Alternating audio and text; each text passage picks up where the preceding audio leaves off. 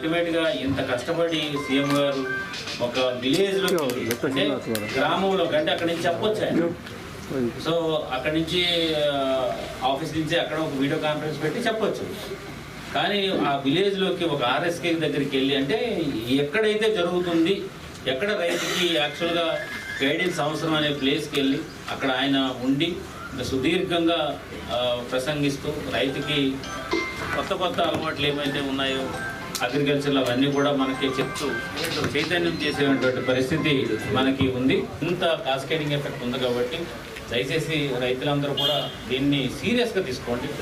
మీకు అందుబాటులో ఉంటారు. మనం ఇంకా మంచి కార్యక్రమాలు చేస్తాము రాబోయే రోజుల్లో.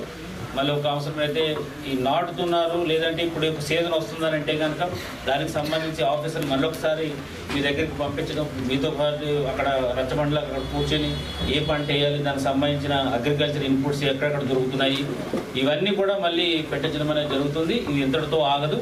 ఇంకా ముందు కూడా మనం ఎన్నో కార్యక్రమాలు మీరు మేము కలిపి, ఆఫీసర్లు వేరే కాదు, మీరు వేరే కాదు, అందరం కలిపి ప్రోగ్రెసివ్ వైపు, అభివృద్ధి వైపు మనందరం కూడా వెళ్ళాలని ఈ సందర్భంగా తెలియజేసుకుంటున్నాను. ఇసుక